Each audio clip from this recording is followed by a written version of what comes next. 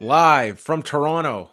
It's Saturday night. I'm John Pollock, and he is Wei Ting. Some 4 hours after Night of Champions concluded. We are here, live on a Saturday night.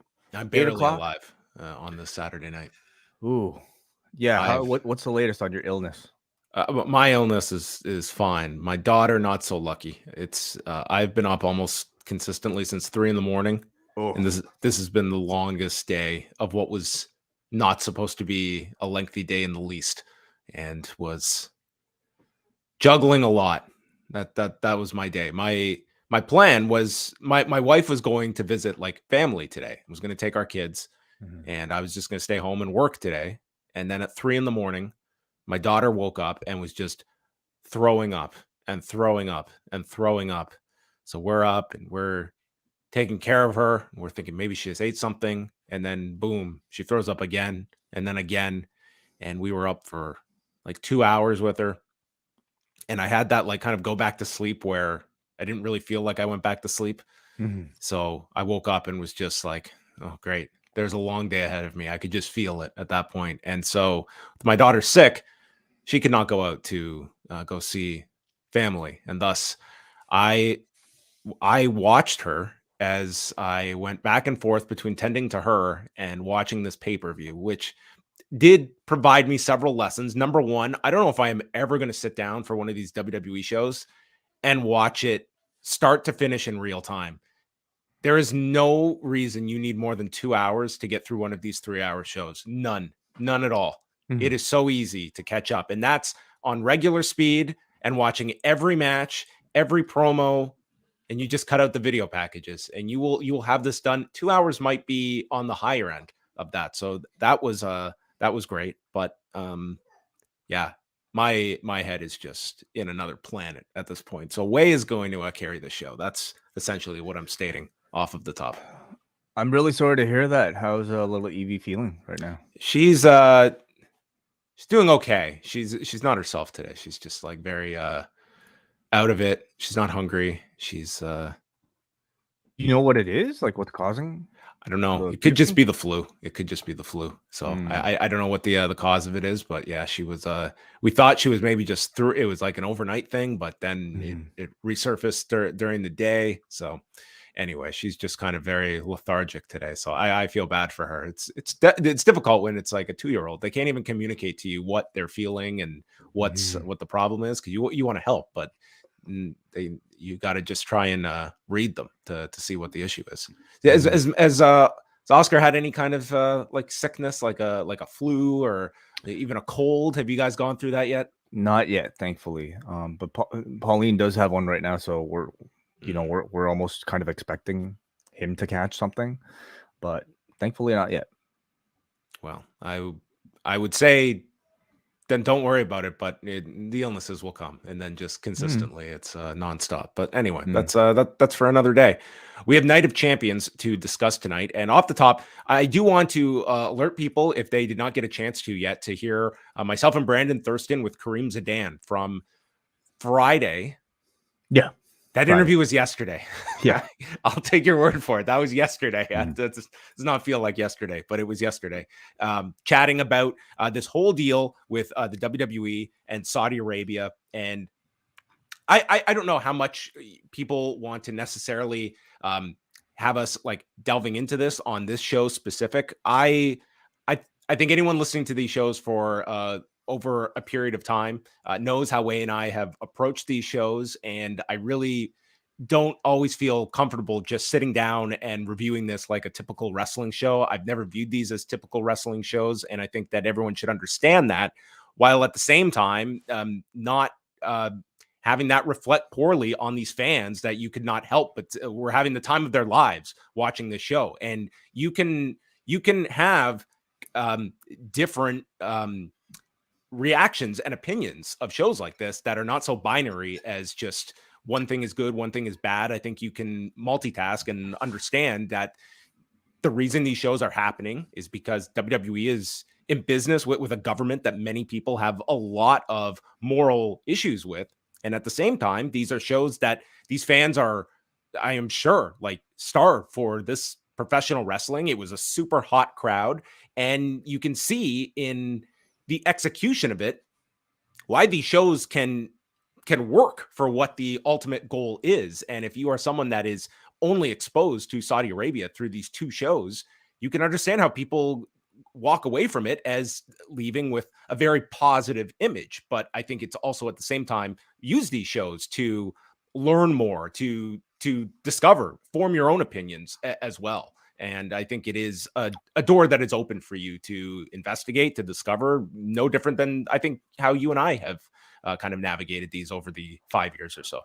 Well, I personally think if you're going to be a fan of something, you can really kind of choose to be how deep of a fan you want to be. I mean, we all start off watching wrestling not knowing that it was predetermined.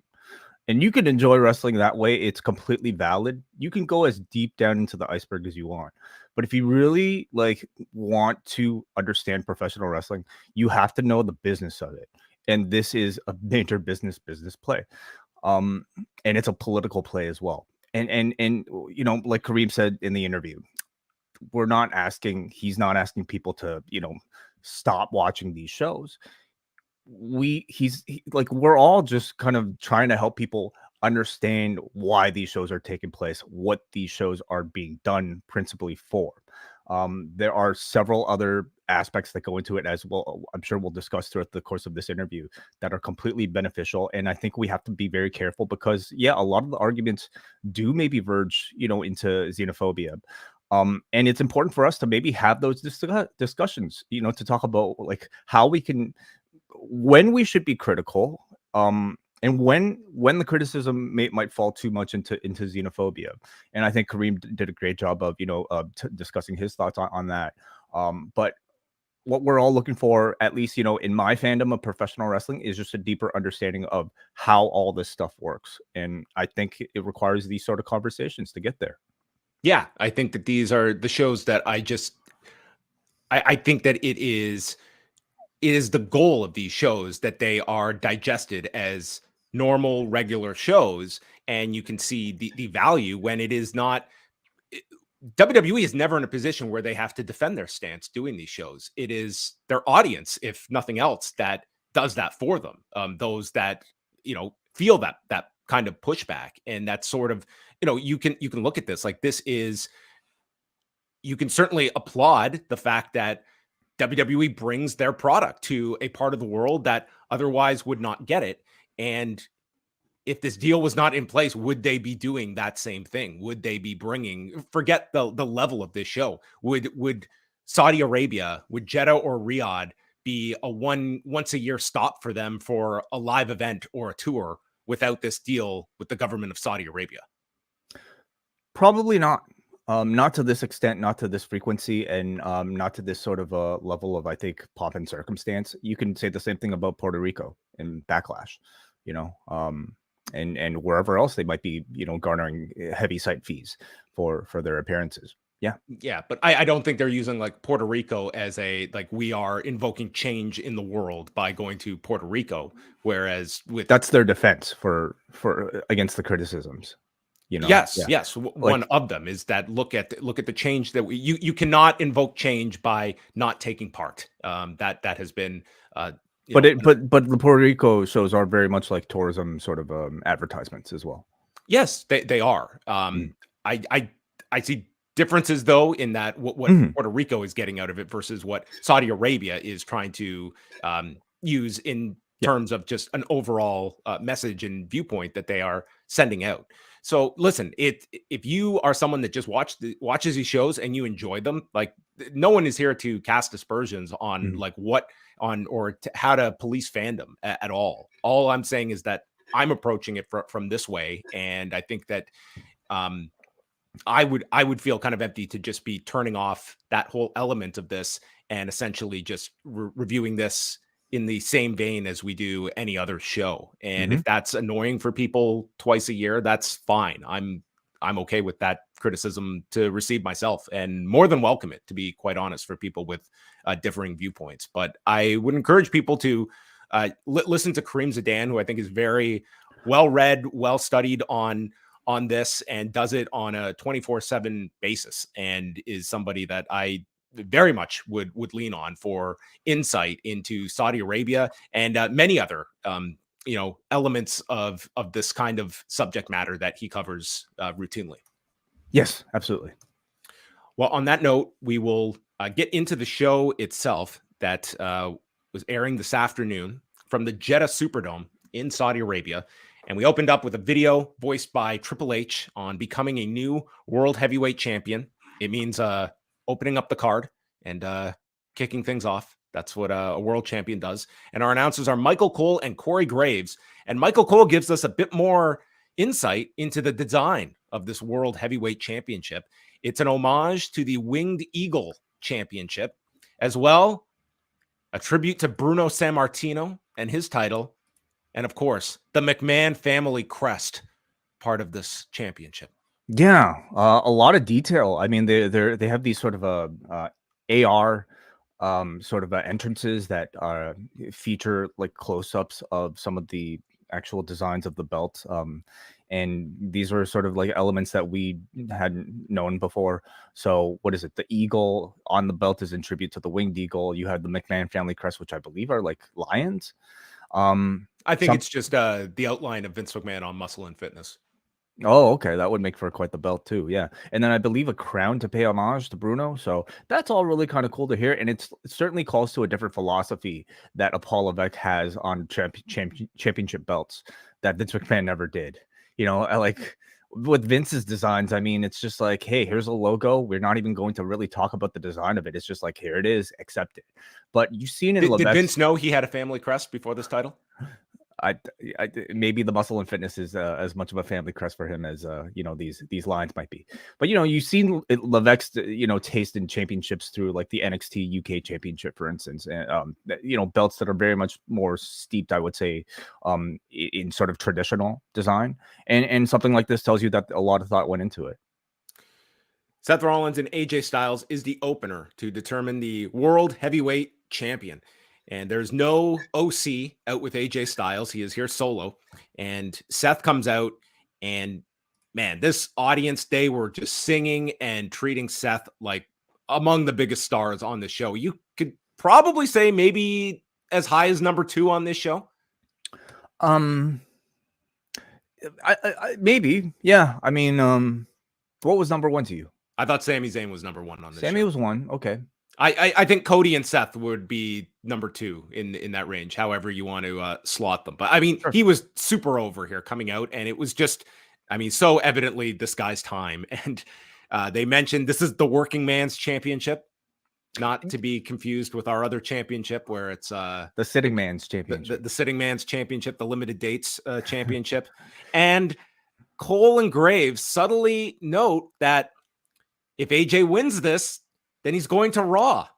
Mm-hmm. One and only time we ever heard that explanation in this whole lead up, which, I mean, goes to show you how little people care, because that wasn't even some big question that was being asked either of the logistics of such. But there is what would have happened, everyone. AJ would have gone to Raw. They really, I think, could have played a whole lot more with it. They should have, in order to just at least help us to suspend our disbelief a little bit more. Have like the OC talk to AJ and be like, "Hey, man, what's going to happen? Like, what are you doing? If you're winning this now, he would break up the team if he won." Well, I think the team would move with him, right? Wouldn't they? Yeah. Anyway, these are all angles that like a realistic sport would have probably like dove into, or at least made mention of a little bit more. But I think so much of this build was very much like it was all entirely weighted onto Seth Rollins, and AJ was all but an afterthought. So I don't think anybody bought the other end anyway. Well, this line, Cole notes that Seth Rollins grew up idolizing AJ Styles. I was like, could you age this man any more than a 45-year-old Allen? Is it true though? He was like Rollins was like a big fan of like that kind of era of independent wrestling. I don't know if he was idolizing AJ Styles, but he was like, when he had their match together, the one they showed the clip of, I mean, Seth was 19 at that time. And that was 06. So, I mean, AJ's like, I don't think this guy was watching him in like a NWA Wild Side, but by 02, 03, when Seth is in his teens and Styles is breaking out in TNA, I'm sure he was watching the guy and following. You can idolize people at any age. Yeah. Well, I'm just saying, like, it's not It's It true. up too. It just Yeah. to me, this line, it really aged AJ by you don't look at these two as a generation apart, but I mean they are 9 years apart from one another. And they just fed off the crowd for the first few minutes, very hot, singing for AJ. And it was to me like a really like well done professional wrestling match with these two and a super hot crowd, and they slowly like escalated things, but I would never say they got into like reckless territory or anything that you would be looking at as mind blowing at the same rate. But the audience was responding as such. We saw AJ tease a super styles clash off the turnbuckle that was countered, and Rollins would hit a reverse bloody Sunday on AJ for a 2 count, missed with a Phoenix splash, and then AJ hit a brainbuster on the edge, and Rollins does a dive to the floor and tweaks his knee after landing, so AJ would apply the calf crusher, working on the knee. Rollins gets out some Kawada kick, sidesteps the Pele kick, and lands an Enziguri, and then goes and he's up for the stomp, and he comes down and he stomps the hand of AJ, and this caught the announcers off guard, and I was just thinking, okay, this is going to make sense by the end of it, and I was gonna think that they were going to tell the story that it impacts his ability to do the phenomenal forearm and do the springboard, but I didn't really feel they hit on that at all. This felt like it just felt like a weird spot that didn't go beyond anything. Agreed. Yeah, it felt and he did go for the phenomenal forearm and did like he elevated himself, but then got hit by a super kick, so it did not affect that. It felt unusual enough that you would think that it would have played a bigger part at the end of the match, but I think it just seemed to confuse everybody by the end. It could have been a case of AJ was supposed to get out of the way, and he just didn't want to hit the guy because that was the finish of the actual match, would be the stomp. So Styles Clash is blocked. He hits his Pele, but then it's Styles that hits the pedigree, and Seth kicks out as Uncle Paul's watching backstage with a big grin. Phenomenal forearm gets stopped with the super kick, and then Rollins goes for the stomp, but his knee buckles, and the calf crusher, he rolls through to avoid it and attempts to hit another pedigree on Styles, and then hits the stomp onto the head, pinning AJ in 20 minutes and 39 seconds. Seth Rollins becomes the world heavyweight champion out of left field. Yes. Good match, I think as fluid, as technically sound as you would expect from these two, who are arguably the two best, maybe in-ring performers in the entire company. But I thought they did a good job of creating this like hard-fought sort of like double babyface back and forth that like kind of portrayed Seth as the bigger underdog with that knee injury throughout. But I feel like they stopped short of like paying everything that they set up off in a satisfying way to the standard that I think I expected from these two. I thought they would build a bit more drama towards the finish using the knee injury or maybe even using the hand. What we instead got for a finish was kind of straightforward. I thought they took a little bit of time to get to a climax, essentially, that maybe wasn't as big as I was hoping for. Yeah. I would be really hard pressed to find any like strong criticism of the match. I guess is just looking at it like this is not a case of this match not getting to second gear, maybe even third gear. But if you were looking for that ultra high level for a big championship match, that I think it did not reach. But it was, I thought it was like a really good match, but it wasn't the match of the show for me. And I think everyone going in expected this to be a blowaway match of the night, if not above that level. Yeah, I think that's a valid criticism when you're looking at who's in the match. You're not just expecting a good match, you're expecting something exceptional. For a match that I think a lot of people would have wanted to see it as a main event, this did not feel like a main event caliber type of match. And I wouldn't even blame it on the maybe one-sided nature going into this, because this audience bought into both these guys. It was not a case of this crowd was just sitting on their hands knowing Rollins was going to win. Like, they were hot for the whole thing, so I can't even use that as some kind of argument. But again, I thought it was like a very good match. But I would say on the show, it would be at best number 2 and maybe even third for people, depending on your sorting. So they, really hammered home the idea that this is the anti-Roman Reigns championship. Change is coming, was what Cole said, the moment Seth Rollins won. And commentary also throughout the match talked about how Seth's focus might have been taken away from AJ because he's been focusing so much on talking about Roman Reigns and how he's going to become a different champion than Roman Reigns. So they're still very clearly planting the seeds for an eventual Seth Rollins versus Roman Reigns match. And, we just have to ask where that could possibly take place, where they might do champion versus champion, and how would they book themselves out of a finish like that? Maybe they would do what they did on the Stardom pay-per-view today, where I thought they were going to go to the time limit with Tam Nakano and Mina Shirakawa, but Tam Nakano won both belts.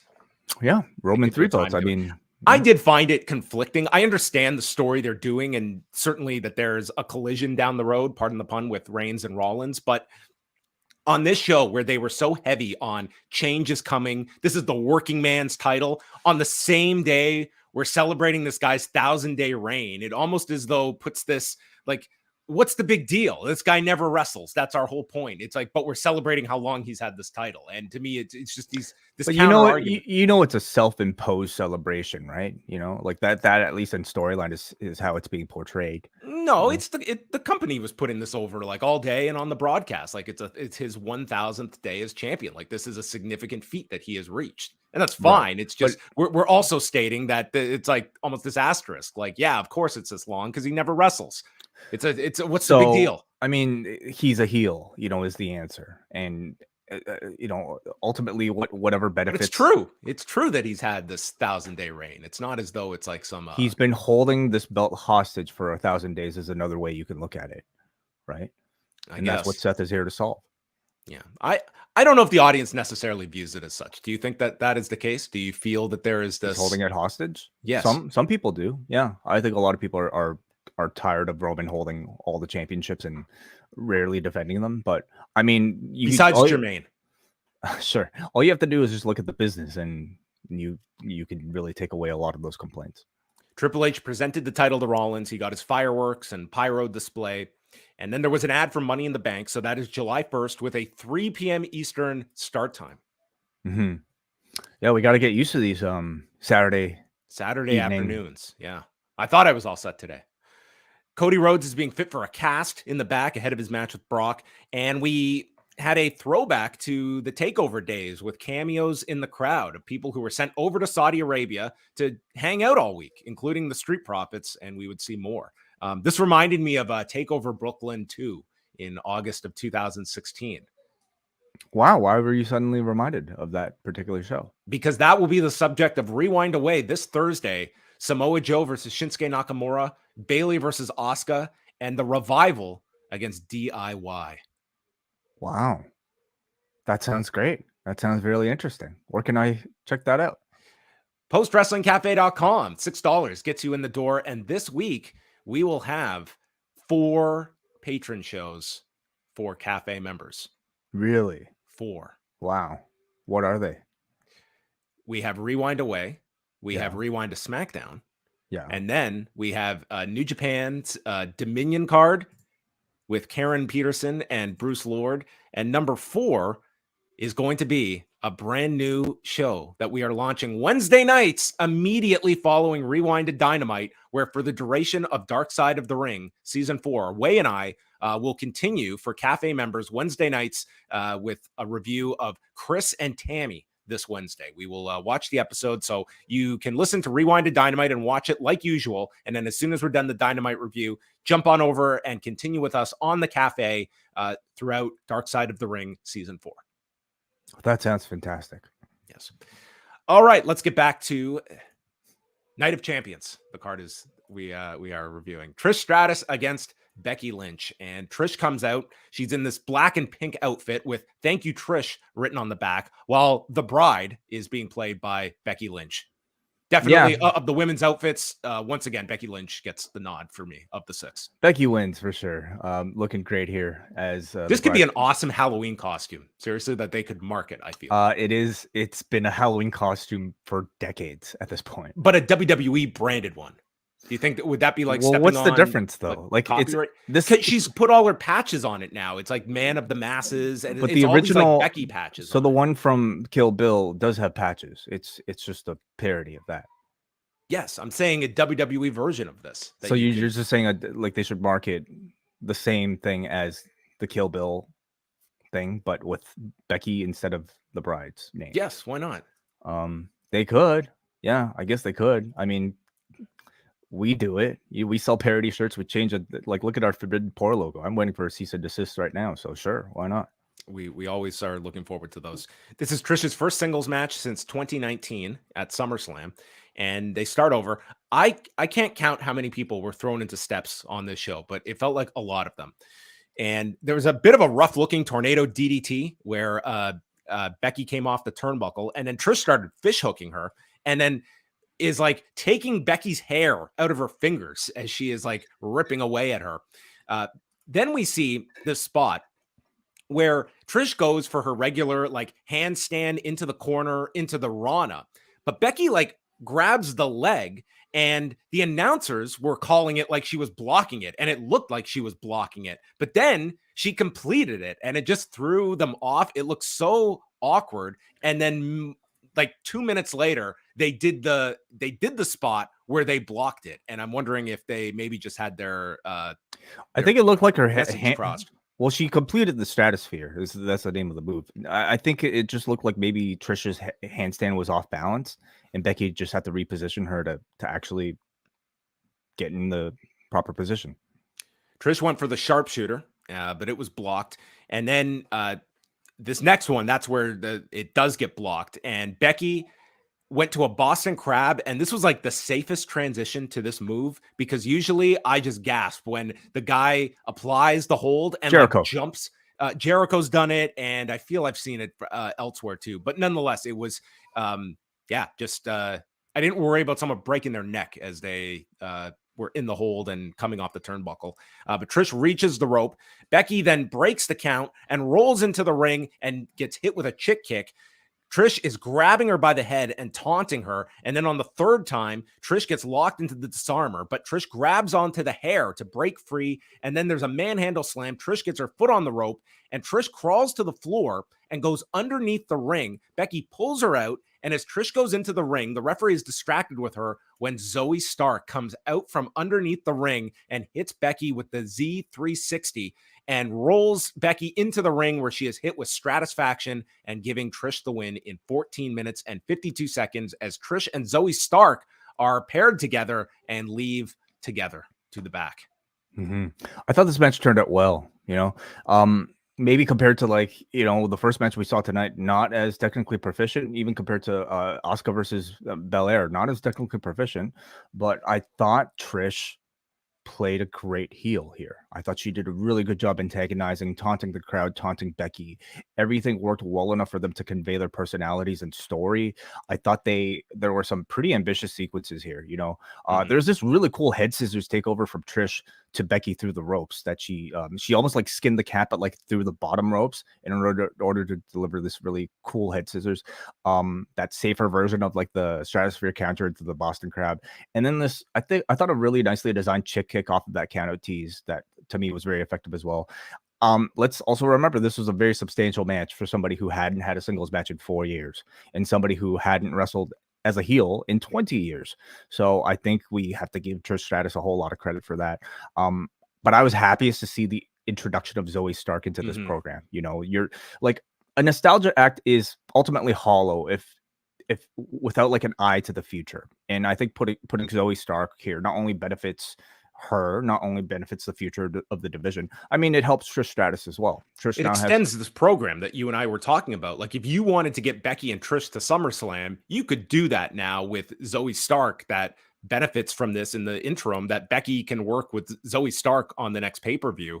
And again, I've been very impressed with the call-up so far for NXT. Like, there's the odd ones that you can look at, like an Odyssey Jones, but by and large, many of the people that they have called up have come up with plans, with legitimate pushes, whether you're talking about JD McDonough being teased for Judgment Day, how Pretty Deadly have been utilized so far, and I can go on, but it does feel as though it's not just filling up spots. And had she not been injured, I'm sure Indy Hartwell would have had something maybe more of substance as well. But I really like this pairing with Zoe Stark, and she can immediately work with Becky, and she's not going to be out of her depth. Yeah, Zoe gets to share stage with the most famous woman in the entire company. Helps, like you said, extend the life, build this to another rematch between Trish and Becky. I hope like Zoe isn't just somebody that is going to take a lot of losses and gets embarrassed in all the TV segments. I hope she comes out of this like feeling like the person that we should all be watching, because I don't assume Trish will be like working forever, but Zoe probably will be here for a long, long time, hopefully. So I thought it was good stuff and added life to the program. Yeah, I like the match overall. I think that it was, as you mentioned, I thought they had like several like ambitious ideas for the match, and this was also, you could see, match number one in the program as well. I'm certain that we get at least one more between Trish and Becky, and maybe you space it out a bit if this is going to be a summer long program that they have. Becky had her nose busted open, which, it was unintentional, of course, but like a great callback to her most famous incident with Nia Jax and part of the promo even. So the promos coming out of this, I'm looking to be really good, both from Becky's end. She got that, like, it did not look that bad, but then she posted this photo on Instagram and it looked like she had been hit with a sledgehammer. Mm-hmm. This look of her. I was like, I watched this match. It did not look as though this even if it was like a little nosebleed, I'm sure, like, it's money, right, on your face. Becky has made a career off of the last. It felt like she had a nosebleed and she like blew her nose and it just exploded over her face. And hey, you figure out what works for maximum impact. It was a great visual for this feud. Yeah.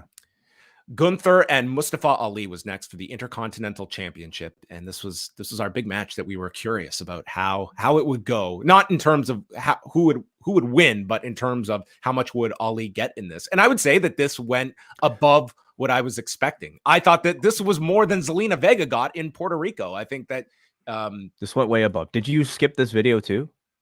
I had seen it already, kind of the video blog, but if you want to describe it, this was him like during the week being taken around for like a religious ceremony. So, when they put Mustafa Ali in this position after winning the Battle Royal, I think everybody was perplexed. How would a guy from the undercard who is kind of like playing a comedic, positive heel character suddenly transition and be put into this sort of pay-per-view spotlight in a singles match as a babyface?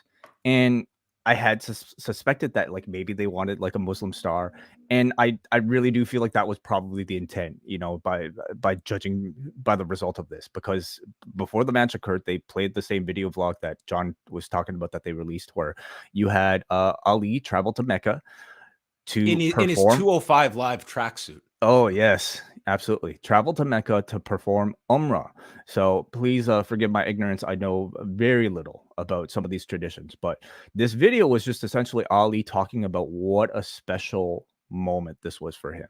As somebody of his religion and his faith, to be able to travel to Mecca, to be able to do something like this he says it was during Ramadan. I'm not exactly like, because I thought like, anyway, please enlighten me, anybody who might know about the traditions a bit more. But he's like just shown kind of like taking part in this incredibly powerful experience, talking about brotherhood and belonging, or how he didn't feel like an outsider. And there was one part where that definitely gave me pause. And I don't know how closely you watch this, but like there was a moment here where he like had to basically stop and thank the GEA, the General Entertainment Authority, for hosting a great dinner and a great conversation. And then they show like the GEA's like, logo. Like this part felt definitely out of place and somewhat necessary to the overall story of it. And more so came across like here's a shout out to our sponsor, type of thing. But this more than set it up for like this huge baby face, sort of role of being able to represent much of the people in this entire audience against Gunther. So it was way more than I expected. And obviously, if you're watching the TV, you wouldn't have gotten any of this. This is like a very much localized sort of push that they gave to Ali for tonight.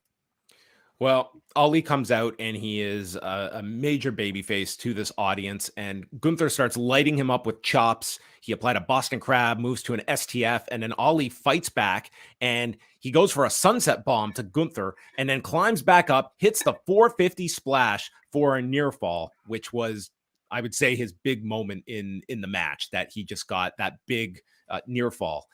There's a tornado DDT that gets blocked, and Gunther starts laying him up with big lariats. He yells that Ali doesn't belong, and Ali then blocks the powerbomb, super kicks him, and hits a tornado DDT, but misses the 450, which sets up the shotgun drop kick and powerbomb by Gunther to retain in 8 minutes and 33 seconds. But I would say, of what I expected, this overachieved in terms of like I was thinking somewhere in the middle of this and our SmackDown Women's Title match was what we were going to get with this match. So you built up to one near fall for the guy that has been a punchline on television for the last 6 months. So I think that is a win for this match. And there was nothing wrong with this match. I would say this was slightly above the level you would expect if this was like a big match on Raw or something like that. Like it was a really like good 8-minute match where both got their offense. Gunther looked very strong, and Ali got a big hope spot in the middle. Yeah. I thought the match was really excellent, actually, for what it was. You know, within this 20-minute segment, you kind of like took Ali from being this sort of like backstage laughing stock. And I thought you did a great job of portraying him as a babyface representing so many people, delivering, I would say, a pretty competitive like spurts, at least, you know, to elicit some pretty decent reactions, making a pretty compelling, what was this, John? Like 7? 8.5. 8.5. Yeah. I thought it was pretty successful, especially considering the low stock that Ali was in prior to this. He made Gunther look awesome with his selling, built up to some good comebacks. And by the way, Derek Crawford here is letting me know that video of Ali was from last month. So that's why he was talking about being there for Ramadan. Okay. So thank you for that. You know, I would really love for this version of Ali to continue, you know, in the WWE. Like he's always talked about in interviews, wanting to represent people of his background without necessarily like I don't know, like being a heel or doing anything completely like stereotypical. And I thought tonight was a great representation of the type of person, the type of babyface he should be. They seemingly don't have much like even like with Mansoor, the way that they portrayed him on these shows in the past, that's never carried over to, you know, this side of the ocean. And I don't see a reason why you don't need to, because there are people that could use this sort of representation from somebody like Ali on this side of the world as well. It also tells you how fast they could take someone in just a silly role and just snap their fingers. And like they could have put Mansoor in this role and win that battle royal too. And he would have been received the same way in this too. LA Knight is shown in the audience. This had to be the most over guy on a pay-per-view that wasn't booked on a pay-per-view this week. Yes, very much so. I mean, he's got the thing where like the crowd is really behind him, and he's definitely exceeding beyond his push. And I have to think at this point the company recognizes that. For the reaction that he got at that press conference. I almost would have just like put him out there. Like, you don't even have to broadcast it, but I would have just put him out for like the pre-show match. And I know they don't like to do kickoff matches anymore, but just do like a legit dark match for the crowd. Like that would be a cool opener for them to, I mean, they had more than enough extra people over here. Cause to me that is, I mean, it was the same thing for months where we were hearing these reactions that this guy had been getting at house shows. And I don't know if they will necessarily jump on this one, but yeah, the guy's a terrific promo and the audience is into him. Bianca Belair and Asuka for the Raw Women's Championship on SmackDown. That's how I'm going to identify it from now on. So first of all, I thought that this match was, I felt the 15 minutes of this match. I might have been a little lower. Well, because the crowd was completely dead for it. They were not into this. It was a big drop from the previous match, and I don't know if necessarily that was just that they were not into the characters or felt that this was not a compelling challenger. They certainly gave you a meaningful ending to this, but let's get into it first. And it's Asuka being knocked off the floor with a handspring, and then Asuka yanks her by the hair. And this was her offense for 90% of the match, grabbing Bianca by the hair, and this referee having really no inclination to stop her from grabbing this hair throughout the whole match. It was constant. So Asuka then slips out of the punches, grabs her by the braid and pulls her down, and is delivering kicks, goes to the Asuka lock, but then Belair rolls on top of her, tries for a glam slam. They pick up the pace at this point, and then Asuka drags her by the hair to the floor. But this time Belair turns it around and sends Asuka into the steps. The referee separates them in the corner, and Belair avoids the mist out of the mouth of Asuka. So this felt like last week on SmackDown, where the mist had no impact on Belair. So my thought was it's going to be a 1 week delay until we hear that her eyes are burning from this mist. Oh, it's a slow release mist. It's the experimental mist. So she lifts her up for the KOD, and Asuka counters to the armbar, but Belair slams herself free. And then as Asuka is over by the rope, she sprays her hand with the mist, and Belair lifts her up for the KOD. And Asuka gouges her in the eyes with the experimental mist from her hand that God knows what it's doing to her hand. And this blinds Bianca and leads to a head kick. And Asuka pins her in 14 minutes and 58 seconds, ending her modern era record Raw women's title reign. And now we have Asuka as the Raw women's champion on SmackDown. Yes. Couldn't even have a Raw talent win this back. I thought this was a really goofy finish at the end. And I've got to say that this match to me was, it did not click for me. I felt it to be very plodding. And I just, it just felt as though it was just sort of going in pace, and it wasn't escalating as the match continued for me. And the ending to me was just a little bit too goofy for me for like what should be a really significant title change, and more so felt like a way to get this belt on Asuka, which I'm not opposed to. As we talked about in the preview, I'm fine with them flipping this title to freshen things up, but it almost felt this was more about protecting Bianca than it was crowning Asuka as well. But it continues the feud. Well, I think for somebody like Bianca to lose the championship, it had to be through nefarious means. You know, she's still like being portrayed as like this incredibly dominant babyface, and I think she needed to cheat. And a way for somebody like Asuka to cheat was through some variation of the mist. I didn't mind the finish at all. I thought it was somewhat clever as a way to get out of the KOD. We had the mist all over Belair's eyes. She's blinded. This referee, like, it was just, the whole match was just about like Bianca Belair, or I could say Asuka could do no wrong here. There was, I mean, you should be taking that up with every person who's ever had to referee a missed match, John, you know, because that's, if you don't see it, then it didn't happen. I thought what hurt this match was just the lack of crowd interaction with it. I don't think it was any fault of the performers. They were trying to build and escalate through their actions. The crowd just wasn't buying it. And so who do you blame? I think for me, it's first of all, the lack of attention that they've really given this story. They've really not figured out a way to make this match feel compelling beyond people exchanging dodging miss, maybe dodging miss. Yeah. But I think it's also just a general sort of like apathy towards Bianca Belair's championship reign at this point. She has been completely dominant without appropriate opposition to make her feel interesting. We haven't found like that great obstacle for her to actually overcome. She hasn't cut great promos. She hasn't necessarily been given the space to cut great promos. So, I mean, you know, some of the fault is definitely on the production. Some of the fault is definitely on her too. In either case, the run has run its course. She has achieved the record. Time to cut it short. Give her a big obstacle to overcome, and that's in the form of Asuka. I don't think this takes Bianca Belair out of the title picture at all. Like, I think she's still the best option on SmackDown. She's the lead babyface on SmackDown. So ultimately, this is all still in service of Bianca Belair, in my opinion, winning the championship back. But for now, with Becky predisposed in another feud, Bianca is about the only babyface on. Becky's on Raw.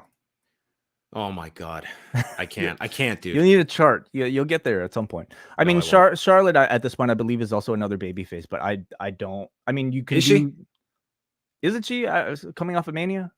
She was. She laughed at Rhea Ripley, right? She smiled after losing to Ripley, right? That was a babyface build for Charlotte. Anyway, they could do Asuka versus Charlotte in the meantime, but ultimately, I see a destination being Bianca Belair winning this championship back sometime before Mania or at WrestleMania with a hazmat suit on. That's the goggles, at least. Please, you should have learned by now. I think Asuka needs this boost too. You know, she's come back here as a sort of murder clown gimmick that I really feel like they kind of fumbled around WrestleMania. Like she's been back since Rumble, and I don't think they've really taken advantage of like this renewed sort of like aggression and look that she's had. So hopefully this is that.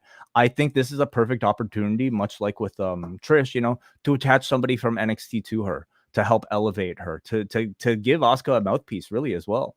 You know, build a stable around. Didn't someone suggest Asuka being paired with Isla Dawn and I did. Kaylee Ray? Yeah, that maybe that would be those great. characters mesh together. I think a Blair Davenport would potentially be really great with Asuka as well. So, you know, there's a lot of potential. I hope to see them grow this. We had Karrion Kross and Scarlett in the crowd, and then Rhea Ripley with Dominic taking on the birthday girl, Natalya, for the SmackDown Women's Championship that appears on Raw. And Dominic distracts Natalya. So Ripley attacks, runs Natalya into the steps. She injures her knee and is hit with the Riptide and loses in 1:09. Did I miss anything? You did not. No. Wow.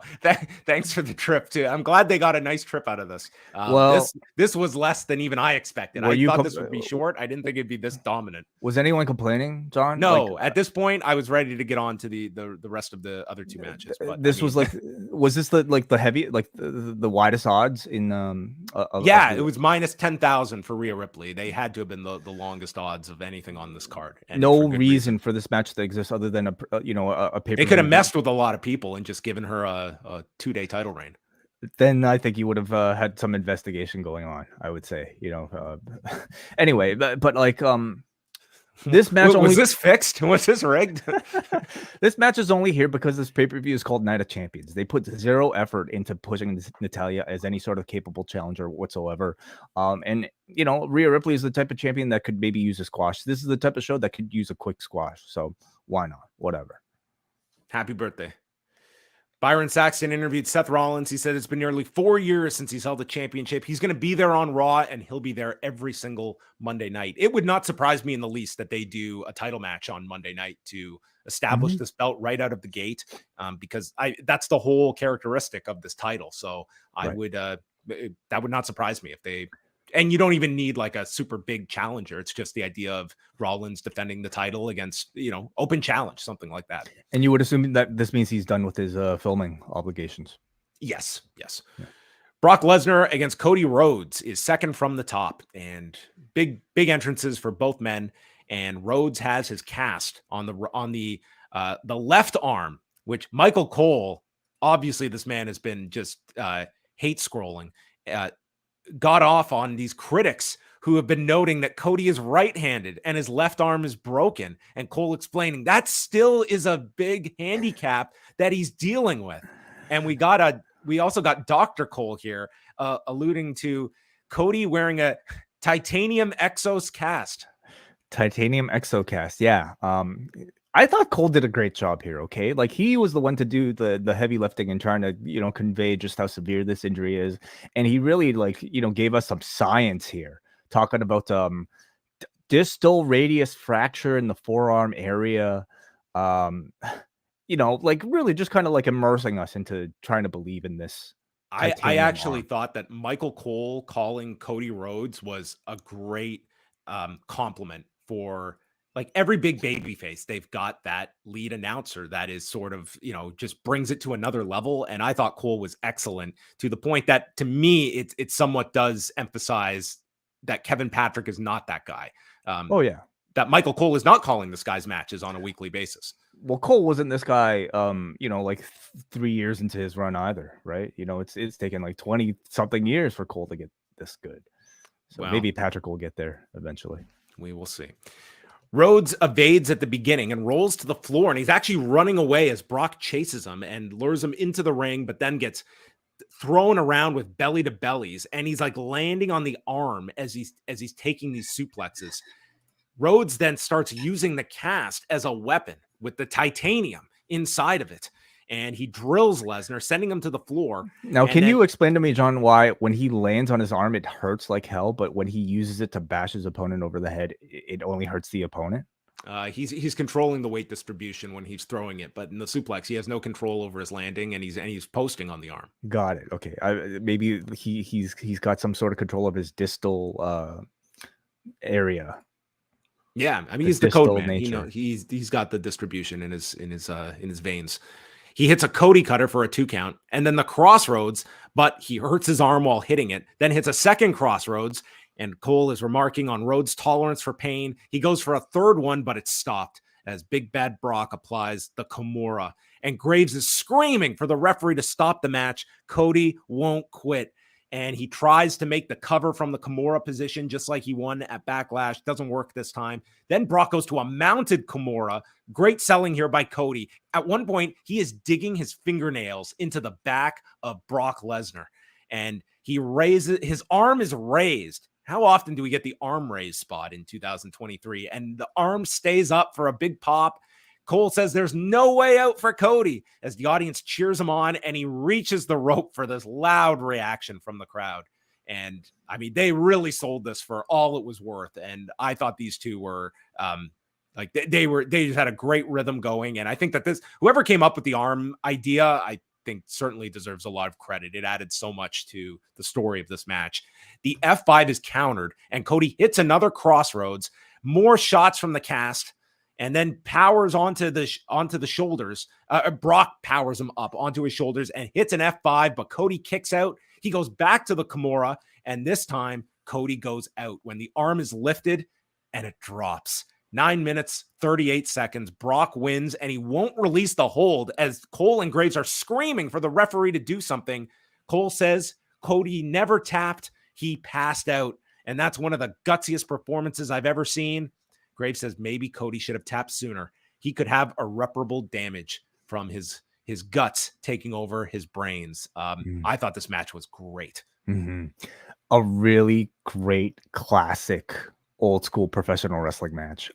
I think like you watch a match like this and you have to think like, is Cody the best in-ring storyteller in this company? You know, like Seth Rollins is a spectacular wrestler.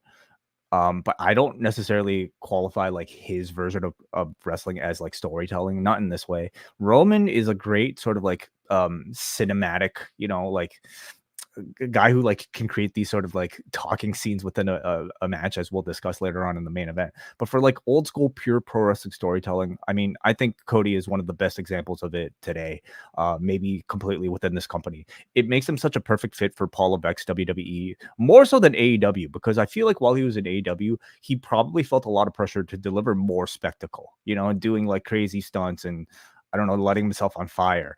And he'd never be able to compete against like a John Moxley or like a Kenny Omega for that style of wrestling. But he's like a Southern wrestling babyface here in WWE that uses all the little like tricks of the trade and just basic stuff that has genuine like sympathy elicited from your audience. Yeah, he's really in his perfect form right now in this main event. And I think it's perfect for somebody like a Paul Levesque, who I think is very much like that, who very much admires that style of wrestling as well.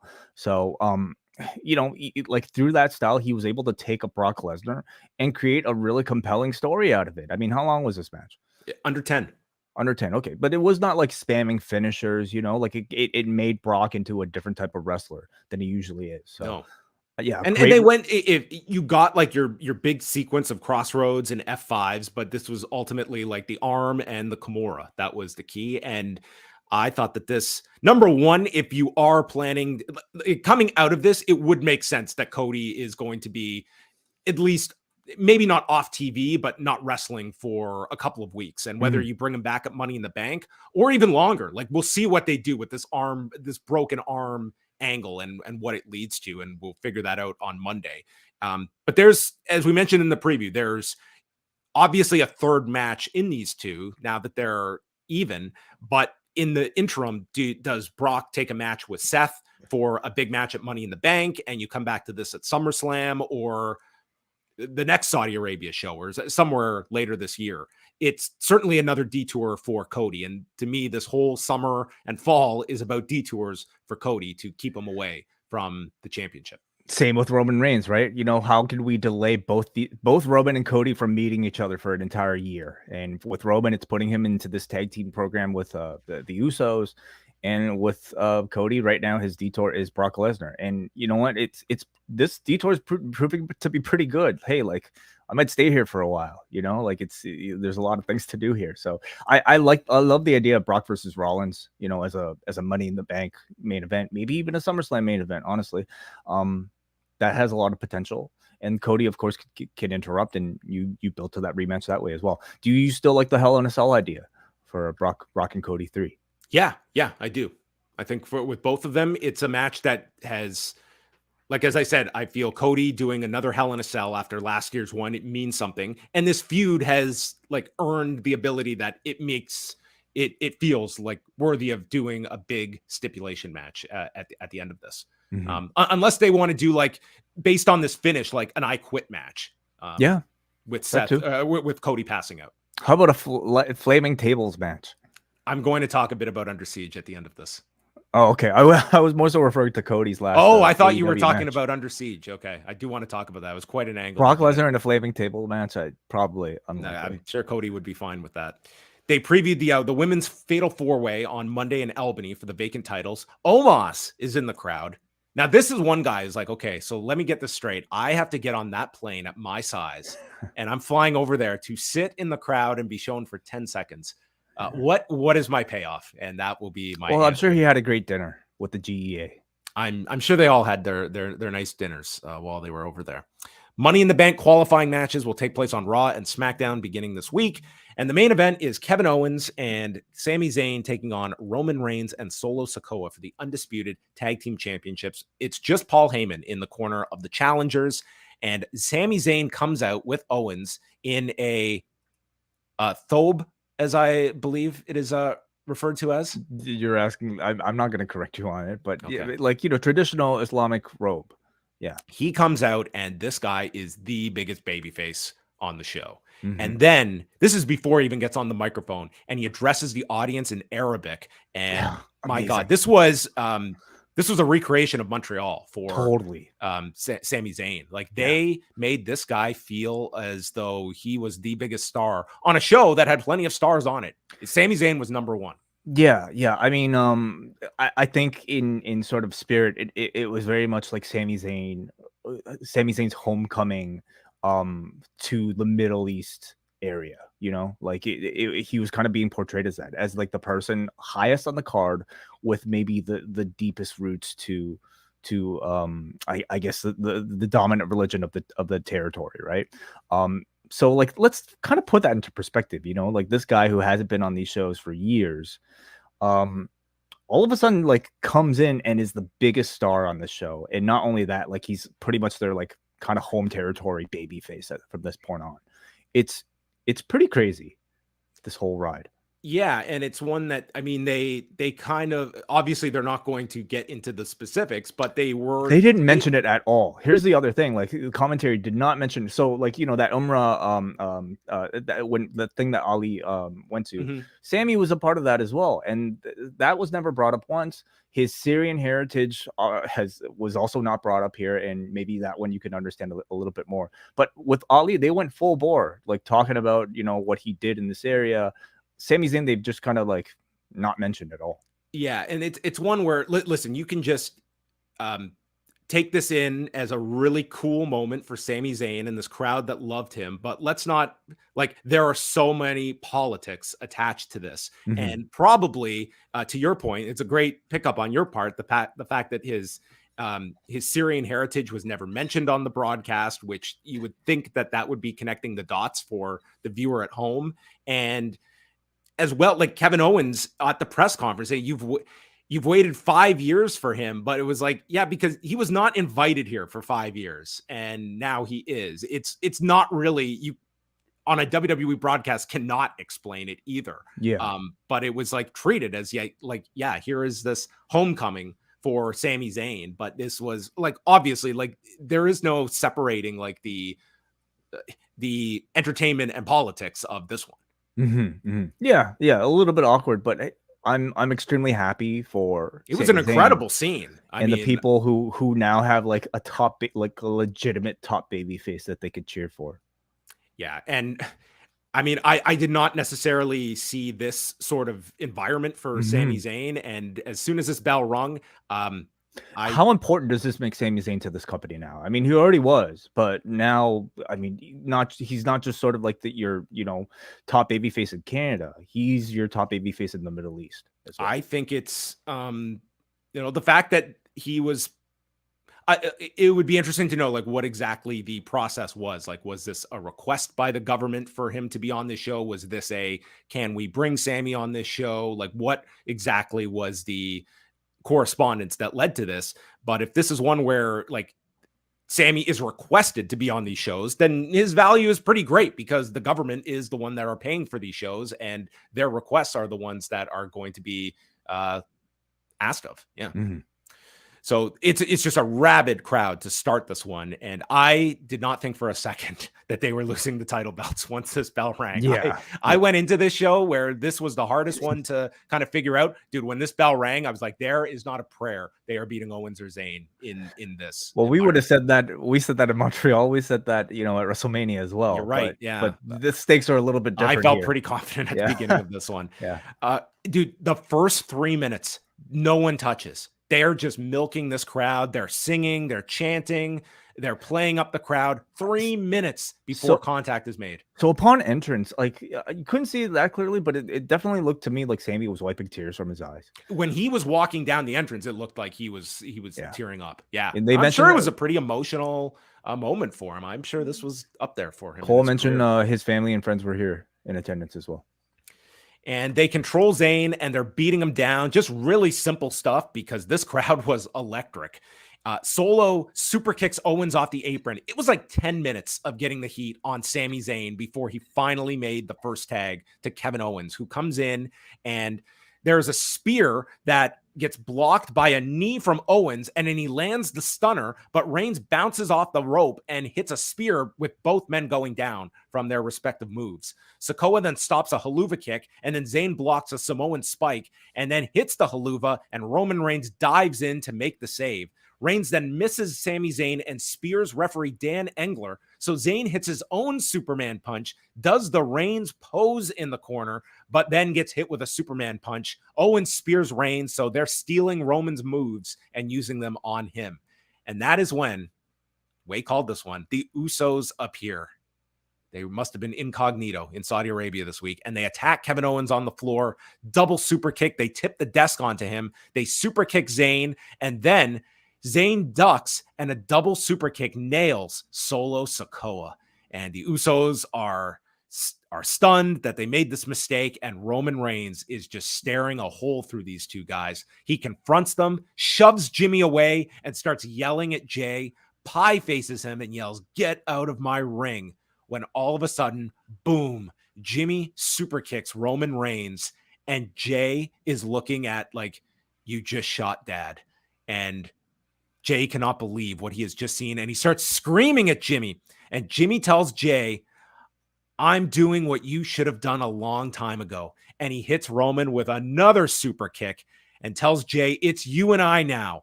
I'm your brother, not him." And he stops Jay from checking in on the tribal chief. They need to go. We've got to get out of Dodge. And with that, Owens hits a stunner to Sikoa, then a haluva kick. And with the pin, a new referee slides in to count 3 at 26 minutes and 22 seconds. And Jay is just in shock. Roman is pissed. And the bloodline is disintegrating as Night of Champions comes to an end. And Sami Zayn holds both of his championships over Roman Reigns and a split up bloodline that he was one of the direct causes of. I mean, this was as big of a win for Sami as he's ever had over not just the Usos, but now also Roman Reigns as well. Yeah. And they did a twist on the ending I saw here of if it would have been Sikoa taking the pin, that it's almost like Roman seeing Sikoa screwing up. That was not the story here. It was Roman, like it's all the heat is on the Usos for costing it and nothing on Sikoa coming up short. So it's still like Sikoa and Roman are attached at the hip, and it's the Usos that acted out and screwed up their title win. Really great closing. Great scene. Storytelling in this match. It was an entertaining match. I'm still going with Cody and Brock as my match of the show, but this was a match that, for me, talking about the length earlier of the women's title match, 26 minutes, it did not overstay its welcome for me. I thought that they paced it really well. And I mean, the first half of this match, it's simple, like any other house show that you would have expected, but the crowd was going nuts. They didn't have to do a whole lot. And then the ending, it was all the twists and turns and what was going to happen that grabs you for these big bloodline matches when they have them. And we see a lot of these, like every Raw and SmackDown, it feels like we're getting some combination, but for the big matches, it's still very dramatic. And I think this is going to, I think SmackDown is going to do a very big number on Friday with the 1,000-day celebration, which dovetails into the fallout of this with the bloodline and how this is all figured in. I want to know what happens because Roman dedicated this win to Alpha and Sika. Oh, could you imagine them showing up and slapping Roman? Well, they were supposed to show up for this, what is they it? Were going to be there for one of the, was it the celebration? The Raw, whatever celebration it was in January? Yeah. And so I'm assuming, like, I think this perfectly paves the way for Alpha and Sika to show up and to show their disappointment in Roman Reigns, and how great would that be, So this 1,000-day celebration, I think, is going to be pretty big for the next, like the real cementing of this bloodline breaking up. I love the stuff with the Usos. I have to be honest, I kind of found the content of the match, for my taste, a little bit dull at this point, because I think I'm expecting a little bit more now. Like, I mean, I've seen Roman have this type of match for so much that I expected something a little bit different in a tag team setting. And it wasn't all that different. It's very much the same style of match. Roman does a lot of talking, a lot of taunting, a lot of delaying. And in this case, he's letting Solo handle much of the physicality. Like, when the stakes are... This will vary on, like, and I think most are with the story, but, like, it's very much on, like, the story aspect. Like, the work is fine, but that's not going to I think be your litmus test of whether you like this or not. It's the type of match where, like, nothing's really going to happen until you get that sort of big closing scene, and the closing scene was really great with the Usos. So now we get Roman and Solo versus the Usos, presumably. No titles at stake, no titles needed even, and then Sami and KO can move on to Judgment Day. Yeah. And do you see that the tag match being the next big match? Do you see, like, Roman and Jimmy, or do you think they go to the tag match first and foremost after everything, John? They can get through all those, and I hope they pace themselves accordingly. But, like, big destination that seems immediate is, like, the tag team match. But this certainly elevates Jimmy to a higher status. You can argue Jay was already there as, like, somebody who was really kind of put into focus, had that singles run. Jay is very much, kind of in line for that spot right now. So how would you play it? How would you kind of, like, lay out the next several weeks? Number one contenders match with the Usos against the Wild Samoans.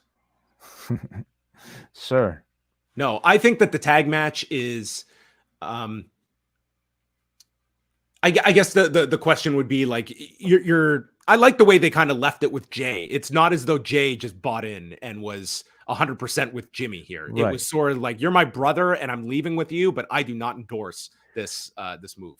And the way that Jimmy put it was like, I'm doing what you should have done a long time ago. I mean, that's the big spot, is Jay finally breaking his tie with Roman. Because he's the one that's with Roman. Yeah. Yeah. I don't know. Like, or could he break his tie with Jimmy? I think that's what you're led to be left with. And I think that's going to be, like, the Roman, like, gaslighting character is going to try and get into the head of Jay, because he still has his hooks in Jay, and he's lost Jimmy. He's lost Sami. Yeah. He's lost Jimmy. And now he's clinging. He's got Solo, and Jay is like his swing henchman. Yeah, I think there's some great story to be told left. I mean, look at this. Like, we're like a year deep into this whole year plus, into this whole bloodline thing, and they still find interesting ways of combining these guys to tell some really captivating stories. So we'll see how they play it out. And overall, what were your thoughts on what's this show called? Night of Champions. I thought, listen, the crowd was elevated it a lot. I thought that the last two matches along with the Seth Rollins, AJ Styles matches. Those would be the 3 matches I would recommend on the show. So I think that it was you could go like thumbs up. I would I'm a tougher grader, and maybe this is like somewhere above thumbs in the middle to thumbs up. But I think the crowd is going to put people kind of over the top that this was a pretty good show overall. But there was a lot of storyline ramifications from this show for sure. Yeah, I thought it was a good show. I thought they managed to build people like well. You know, in the case of somebody like an Ali, in the case of like integrating somebody like a Zoe Stark into a prominent storyline. They springboarded, themselves into like a further bloodline story between the Usos and Roman. And yeah, like Cody and Brock is also in really good shape. That's a feud that's been elevated coming out of this. Trish and Becky is a feud that's been elevated coming out of this as well. So I would say in terms of wrestling, in terms of booking, all positive for me. Shall we go to some calls here? Let's bring them on. Yeah, if you're a Post Wrestling Cafe patron or a member at video.postwrestling.com, you can look for the call-in link right now where you guys can have your thoughts tonight. Also tomorrow for Double or Nothing. So watch for those links. And if you're a cafe patron or a video.postwrestling.com member, you can call in and give us your thoughts right after our review. Let's start here with Muggin. Hey, Muggin, welcome to the show. Oh, you're muted, Muggin. Unmute your microphone. Sorry, let's try this again. Hey. I acknowledge you, Jimmy Uso. I acknowledge you. Wow. I'm telling you, man, I was nervous as hell going into this tag match because, because the way the Roman and Solo have been booked so far is, for like ever since, year 3 began, I was thinking that it was a foregone conclusion that the Usos are going to come to the senses and help them out. But listen, Solo getting super kick was an accident, but Jimmy super kicking Roman was not an accident. Mm-hmm. And man, I'm telling you, first it was Sami. Then it was Jimmy. I think the next person to leave to ditch Roman will be Jay, and when that happens, that'll be the end. Man, it was just pro wrestling theater at its finest. Mm-hmm. And on top of that, Sami Zayn walking out in Jeddah with a Thoban. Man, I felt seen in that moment. So good. Yeah. Any other thoughts on maybe like that whole aspect of this particular show with Sami and with Ali's portrayals? So long racial stereotypes. I mean, I'm so glad that they're not. I'm so glad that Sami Zayn and Mustafa Ali aren't being like fit into this mold of like racial stereotypes. Like we've come a long way since like Iron Sheik and stuff like that. Mm-hmm. So yeah, overall, I mean, it was a thumbs up show. A lot of interesting directions. Going down the card. I mean, Asuka finally becoming champion again gives SmackDown's SmackDown title scene a new coat of paint. Bianca can finally chase again, and maybe, I'm hoping to God that Io Sky turns babyface sooner rather than later, because with Dakota Kai being on the shelf, that's just going to speed up, the breakup with her and Bayley, because they got to get that going. Because I want to see her. Yeah, Asuka and Sky's a good direction. They're pretty much like laying the groundwork for that with Bayley and Sky. SummerSlam, that's where I want to see Io versus Asuka. SummerSlam should be the place. Cody and Brock definitely was a better match than the one they had in Puerto Rico. And I love the finish that Cody passed out instead of submitting to Brock, because I feel like he has an out now, and that definitely builds the need for a third match. And Rollins and Styles was a great opener, almost on the same level they had in Money in the Bank 3 or 4 years ago. And Becky and Trish was solid, and I gotta say, they're using these NXT draftees very well. I mean, Zoe Stark is getting shot to the moon, being that's Cameron Grimes. Yeah, well, I know that, but I'm just, I had to borrow that. Zoe Stark is getting a hell of a rub being paired up with Trish, and eventually she's going to face Becky Lynch at some point. And so, yeah, I'm definitely very intrigued, over where this is going to go with Becky Trish now that you have Zoe Stark involved. Mm-hmm. And Mustafa Ali and Gunther, it was great. It was good for the time it had. I was hoping it would be a bit longer, but for a 10-minute, for like a sub 10-minute match, it did the job. And Ali needs to drop that whole forced positivity thing. Like that's not working for me. He is a natural babyface, and this is an example why. Yeah, it'd be very awkward to see him go right back to that character on Monday. I would think that this is your way out of that. And a couple more things about the 1,000-day celebration. I don't know if you saw Rikishi's Twitter feed. he said something about this has to be done. So I bet he and maybe Sika might show up on SmackDown, because I feel like the way it ended with Sami on top and Roman looking up, that shot of Roman looking up to Sami, it was just expertly done. I gotta say, is it Friday yet? Because this celebration is going to be must-see TV. Man, you're on a high, Muggin. I feel good. Thank you, Muggin. Appreciate the call. Thank you, guys. Let's go to some super chats, actually. First of all, here we go to our YouTube. Thank you, everybody who's listening to us live, watching us live at youtube.com/postwrestling. David Porges sends us 1790 shekels. Oh. He says, best wishes for Evie, and we appreciate you still watching and doing the show, John. All the best. Very kind of you. Thank you, David. Thank you, John. JB sends £5, and he says, I can't support the way they ended Belair's historic reign like this, with no proper build or hype. Seems like a missed opportunity and hot shot booking. I mean, I don't think it's been a title reign that's been, has had a ton of momentum behind it for the last month or so. And I don't think they're doing this as like a punishment for it. I think they're doing it to try and like add some intrigue to this program that they are continuing, and using the title as a prop to get it there, and putting Belair in the position of chasing rather than holding the title. I wouldn't get so wrapped up in like who holds the title. It's like where you're best utilizing like drama in the story. And I think it's been very low for this Belair Asuka program for whatever reason.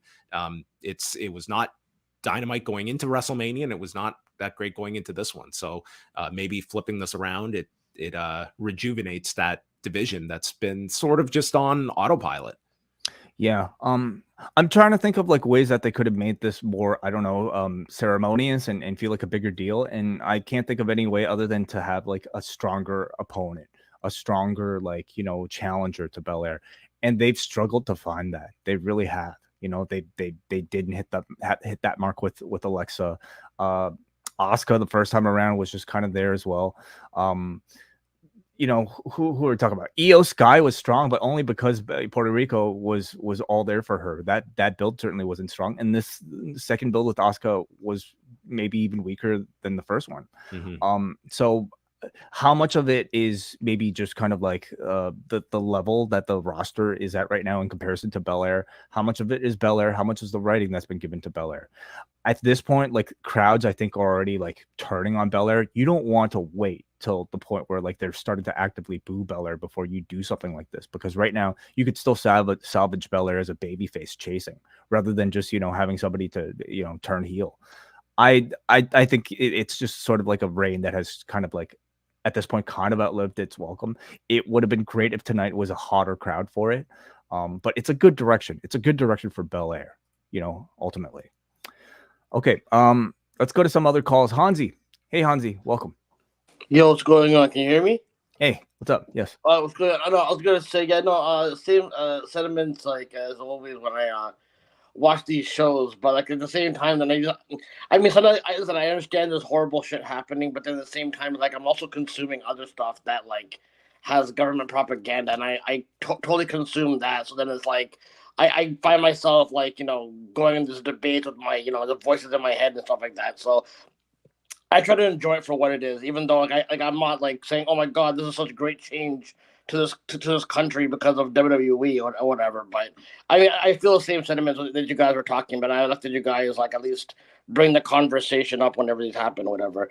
I'll say about the show, like the main thing about Seth Rollins is that I don't mind that there's going to be like a quote unquote workhorse champion, but the thing is like if it'll tell me how different this title reign will be compared to like when he first won the WWE title. Like I don't want to see him constantly lose non-title matches, and that's how you build. Because then that's when the title becomes meaningless to me. Because that's the one thing about, as much as people want to complain about Roman Reigns being champion, at least I'm not seeing him constantly on television. Like the only build that WWE know how to do when you have someone there weekly is have non-title like wins, and I think that that's so weak. And I just think that if you're gonna make this a workhorse champion, I'd rather be booked strong rather than go like those like for example, if you have Gunther eventually go for Seth Rollins, if you don't let Seth Rollins lose a non-title match, in a tag team match or something like that, you can have Gunther just destroy Seth Rollins, and now you go, oh wow, he finally lost a non-title match. Now I want to see Gunther really do, like, I mean, you can make them stand out. Not that you can't do it. I just don't want to see the title reign just become that. That's first, and then as far as the Bloodline storyline goes, listen, a lot of the matches that I was into were probably the character work and being invested into the characters. And I know that sometimes it can get a little bit boring. I guess because I grew up in the 80s and early 90s where I had to wait for these moments. Not every single week was hot off the presses and all that. And I understand that for people that grew up in the Attitude Era, that's going to be they need constant things to happen.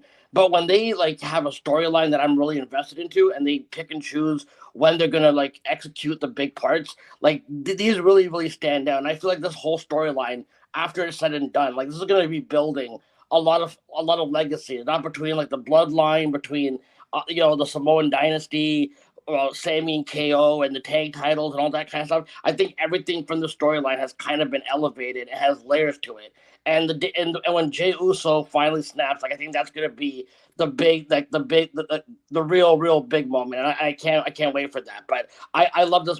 It's probably my favorite match over the Cody and Brock. But I like Cody and Brock too, by the way. And before I go, again, I know Triple H can't do anything physical or whatever, right? But do you guys think that with him being introduced, because we keep assuming that Heyman's the guy who's behind Brock, I'm starting to think now maybe Triple H is maybe someone that would be an advocate for Brock, because Brock would need, I'm not saying he needs Triple H, but I'm just saying that it just feels a little bit odd that Triple H just made his return. They could have done without Triple H. So I'm getting your guys' thoughts. Do you guys think that's possible that Triple H is the one that's actually responsible for targeting Cody? And I'll leave you at that. I'll see you guys tomorrow. Peace out.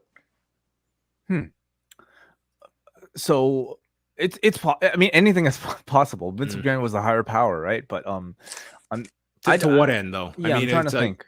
Yeah. I really don't think it's one thing when we talk about some of these performers that have magically been cleared over the years, but this is a guy that is a high ranking executive in your company that I really don't believe is doing another match. And at that point, it's to what end is having this guy as an obstacle for Cody, when if you could do that match, I'd be all for it. That would be a match I think people would genuinely be intrigued to see, but I don't see that being a conclusion. So why? Just to make this guy a heel manager? I don't know. All right. Thank you, Hansi. Appreciate the call. Let's go to Brandon from New Jersey. Hey, Brandon. Is that where he's from? Hey, what's up, guys? Can you hear me? Yeah. Yes, we can. Is Rampage John in the background? What's going on? When are we going to Calumet, by the way? Let's go, guys. Let's get a pontoon. We'll drive from Vaughn. Pick you up. I'll bring some treats. Come on, it'll be fun, right? Sure. Maybe we'll meet in Acton. Coquitos? Hey, man. I might have to surprise you when I come out there for Forbidden Pour and Forbidden Door, man. I don't know if you can get that stuff on the plane, or you're driving. I'm driving, man. I'm excited, man. I love a good road trip. So have we decided that you are officially going to review Dana White and Adam Sandler, who are teaming up to develop a new UFC comedy? When it comes, we can do a watch along of that. What? You didn't hear about that way? Yeah, No, they're doing. Yeah, Adam Sandler and Dana are pitching a comedy about the UFC comedy, as it was described. An office-style UFC comedy show? Yeah, they're going to pull out those SEC filings, and they're going to go over the fighter pay percentage, and Dana's going to laugh uproariously. I just don't know how any of these three things might go together, okay? Office, UFC, and comedy. How? What's this mean? I'm sure when it all comes together, the magic will happen. Because I mean, every Adam Sandler movie, they always figure it out in the end. Or, am I right or am I right? You are right. Yeah, you are. And then we can get John. Maybe it'll be a playoff of Click. We can get John to grow his hair out and go to that junket and interview the cast of said Dana White TV show or whatever movie. Like he did that. What was that movie that you did? Grown Ups. How did you know I went and interviewed the people from Grown Ups? John Cena sent me the videos.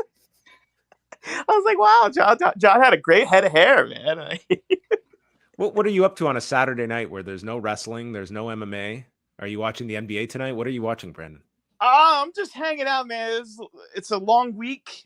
Long weekend. I mean, you guys had it last weekend for Victoria Day. I mean, shout out Vicky's, all Vicky's across the both continents, or Lisa one Marie continent. Varon. Yeah, and I'm just hanging out, going to a barbecue tomorrow. And Is Simon going to be at the barbecue? Yeah, Simon's gonna be there. Roman's gonna be flipping burgers. My dad's gonna be telling jokes. It's gonna be a whole vibe, man. Whole vibe. Love it. I got a couple questions to ask you. I mean, the wrestling aside, I love the Brock match. Brock, he's a wild game hunter. Wouldn't it be funny if they did like a vignette of Brock at his house after the match on Raw, and you see Cody's arm hanging next to a lion's head or a zebra, or whatever wild game he hunted? No.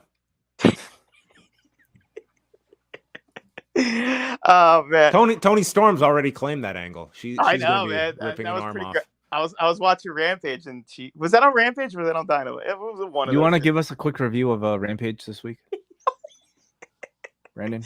I thought Jeff Hardy was in the ring wearing his dad jeans, and apparently they have a match on the buy-in. The buy-in for somebody's contract.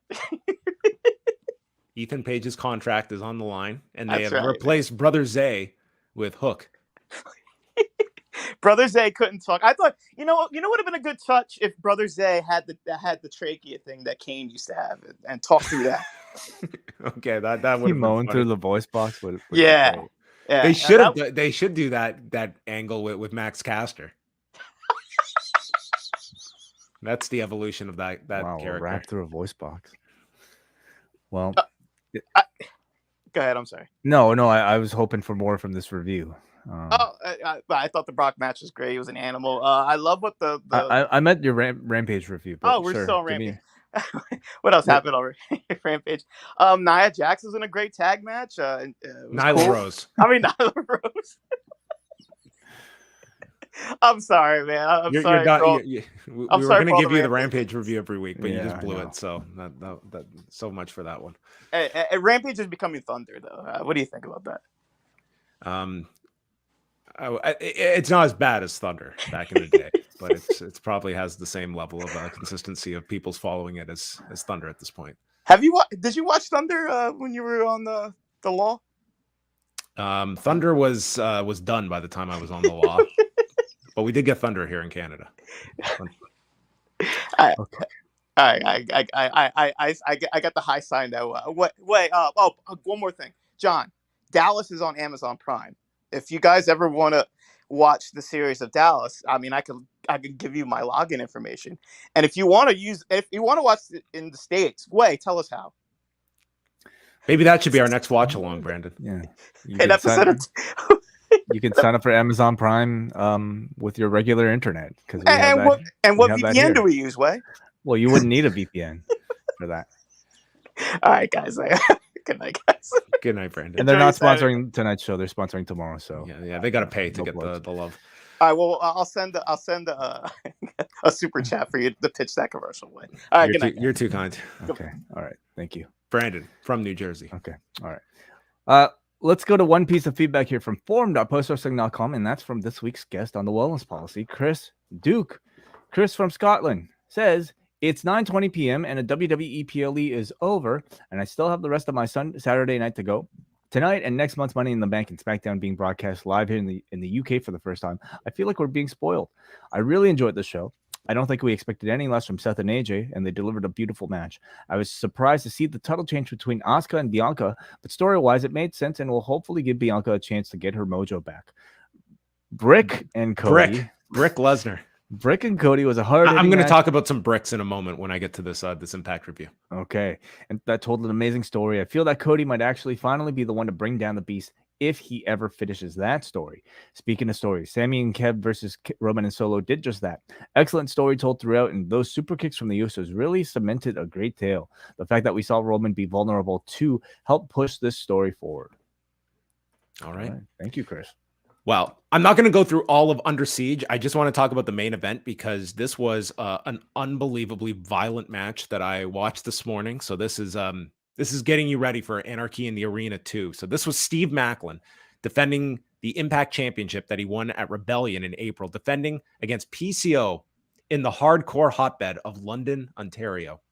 And this match featured some of the most insane ideas for a weapons match in front of a crowd that I think at this point, me and John Cena, we always talk about the crowd heat at some of these Impact shows.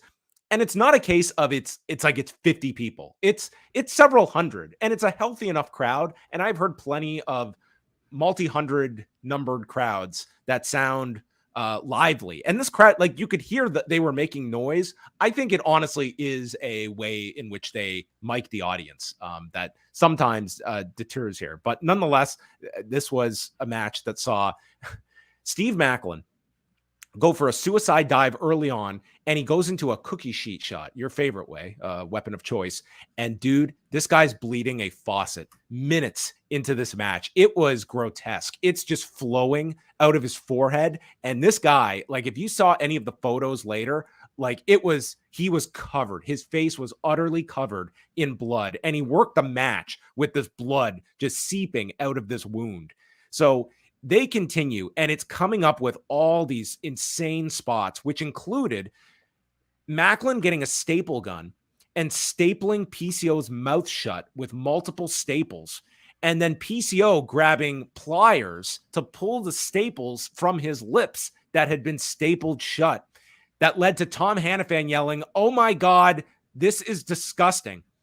So then Maclin, after getting a sledgehammer, brought out slabs of concrete.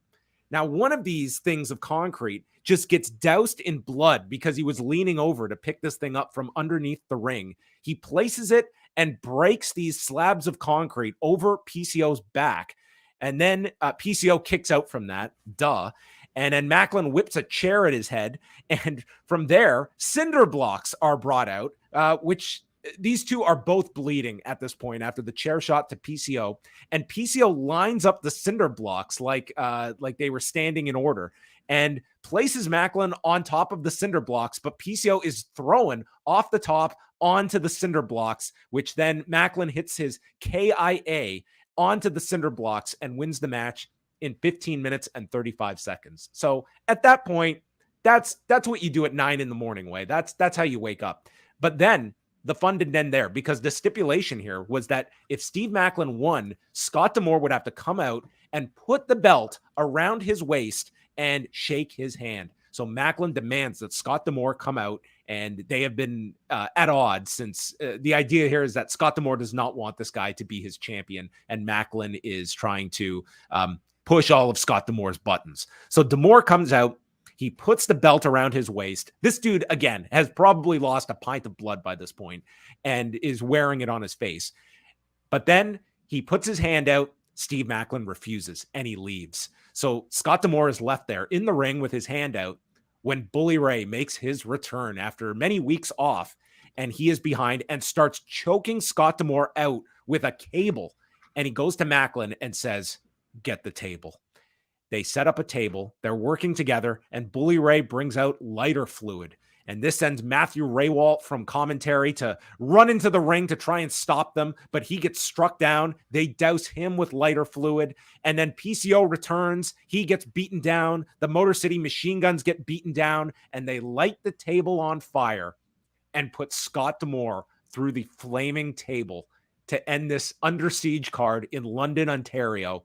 And Bully says, "I am forever, and I'm taking Scott and this entire company down," as he raises the arm of Steve Maclin. So they have been certainly hinting in the direction of Scott D'Amore doing a match, and whether it is a match with Bully Ray, a match with Steve Maclin, or some kind of multi-person match where he has some backup, it certainly feels that this is leading to a Scott D'Amore match. And with Slammiversary in Windsor, you could see this timing out for July. But dude, this was an insanely violent match, followed by a pretty insane angle at the end as well. Like, it was pretty stunning on Impact. This was a pretty pretty violent spectacle to watch, but a big angle that they did to end off Under Siege. And then they're back with their next special on June 9th, and they set up Alex Shelley as the next contender for Steve Maclin. So that was Under Siege. Will it be the most violent match this weekend? No, it probably won't. We're probably going to see this topped on Sunday night, would be my guess. But a lot of violence. If that is the bar being set this weekend, they have some work to achieve on Sunday night to surpass what I saw this morning. But there's a whole report on Under Siege up on the site, courtesy of John Cena. And that will bring an end to our Night of Champions review. So, Wei, thank you, first of all, for being very flexible and moving your night around to accommodate me. So thank you. Thank you for doing the show at all. Well, Couldn't have been easy. I am tapped out at this point, but we are going to do it all again tomorrow night after Double or Nothing. So as soon as the pay-per-view ends, we will be up and live. We will go through the pay-per-view, and time permitting, we're hoping to hear from Brandon Thurston as well, who will be attending the press conference in Las Vegas. And a special programming note that WrestleNomics will be coming out on Monday with Brandon in Las Vegas. So Double or Nothing review on Sunday, and then you're going to get an NXT Battleground show with Braden and Davey on Monday, WrestleNomics, and Wei and I will be up Monday night with Rewind to Raw, because it never ends. Never, ever, ever. And we'll be here to talk about almost all of it. So thank you guys for listening. Stay tuned to Post Wrestling.